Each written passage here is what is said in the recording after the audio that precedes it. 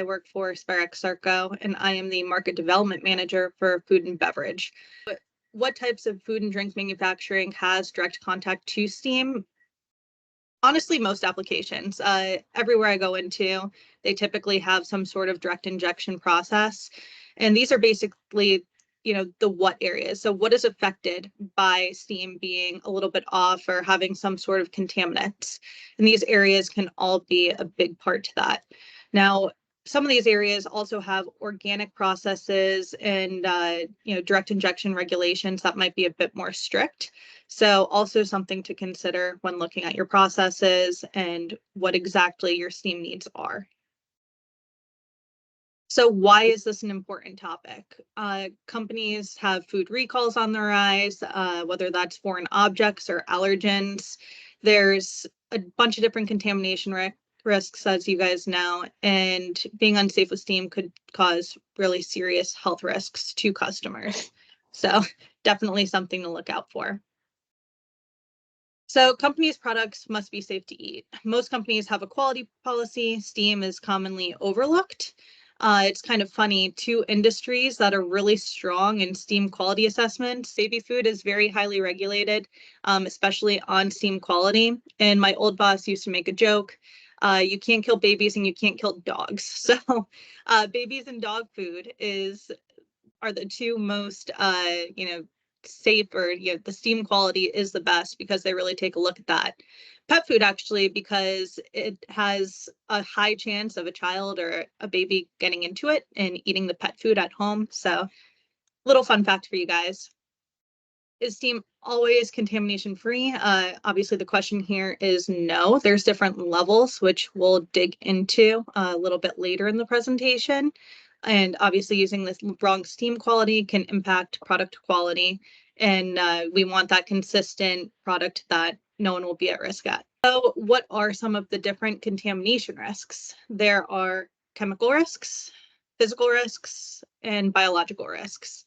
I won't read them all out to you. You could kind of see them here. I'm going to talk about the different layers of what the steam could be. So there is plant steam. Plant is the lowest grade of steam and has the highest risk of contamination, as you could see with all the little particles down there. All plants have plant steam. That's typically just what comes out of the boiler raw. That's what's going through, your heat exchangers, what's in the side tubing for heating applications or cooking. So plant steam is extremely common. Now, culinary filtered steam is plant steam that is basically passed through a filter. It removes most of the particles in steam, so that corrosion, erosion, scale from the boiler, but it doesn't remove condensate from water, boiler contaminants, and chemicals. So something to consider with that. This requires a culinary steam filter station. Now, culinary steam filter stations are common if you walk into any plant that has direct injection. It's actually a 3A standard and removes 95% of particulates and 2 microns or larger, I believe. Now, after this culinary filter, you need all pipings, fittings, valves downstream to be like stainless steel. So to follow that sanitary design, there's a lot of different regulations that goes into it. Now, this is not designed to remove moisture, like I said. So you typically need a variety of elements before that culinary filter to get the success that you need with it, especially if you're using it in a process for viscosity or malleability. It's a word I have a hard time with. So something to consider, as you put that culinary filter in, it's not going to solve all of your problems. And then that last layer is clean steam. Now, clean steam is the highest quality, most hygienic, produced from purified water in a dedicated clean steam generator. And this is basically completely mitigating any of your risk within a process. So you'll see that a lot in, like I said, baby food, pet food, or other, highly regulated areas, organic foods, that type of thing, where they can't use typical boiler chemicals. We'll talk a little bit about where you could have contamination risk. First being in feed water. So chemicals are there to protect the boiler and the system. You don't want to have that crazy amount of scale. So typically you have a water safety or water chemical team come in and do some working on your boiler to figure out what that right percentage is. Too much can cause high TDS or total dissolved solids, which can lead to carryover in the boiler into your systems. And then chemicals and concentration can cause a buildup of deposits in the system, which can basically cause steam trap failure and contaminate your product. Next, we'll move on to the boiler here. So water from the boiler or carryover can enter system through priming and foaming.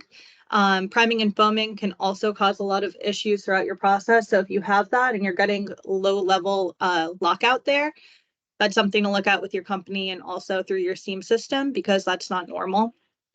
Priming is basically caused by a pressure drop, and it occurs due to batch process or running the boiler at the incorrect temperature. So again, not typically normal. Foaming is typically caused by high TDS, and it basically creates a foam at the surface of the boiler water, which can be carried over into process. And like I said, that false reading level can cause low level lockout. So not good for your process, and also can cause contamination. Next, I'll move on to distribution.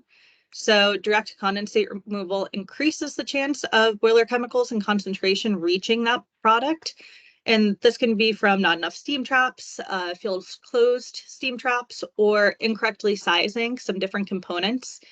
And then inadequate drainage can also shut down and cause corrosion within those different areas, which eventually can end up in, food or process or whatever you're using that direct injection for. Next is particulates. So you see that right in that area. And this is any type of debris from the system. So sealing tape, welding rods, rust, scale, it could really be anything. And if it's not filtered, it ends up in the product. So something that we all want to look at. No one wants, a little bit of rust in their brownies. I know I don't. Next is cross-contamination. So when we look at allergens or what a lot of these food recalls are, this can be from process or from CIP. Field heat exchangers are also a big component. This could be due to age, wear, or any type of mistreatment. It can lead to an increase in acidity, and that's not good for your boiler or anything if you do have that on a condensate return line. And it not only increases the chance of contaminating your steam system, but also reducing the life of your boiler through that acidity. So we want our boilers to last forever. They're expensive. So also something to keep an eye on. So basically, this is a scary slide. If companies don't act, there's obviously going to be a lot of different ways that they could be damaged, or contaminated products basically are a recipe for disaster, so try and avoid it. So what should most companies do next? So there's 3 ways to get rid of a problem, right? It's do nothing, reduce, or completely eliminate. So everyone always has the option to do nothing. It's educating people and knowing that there is a risk there that is important.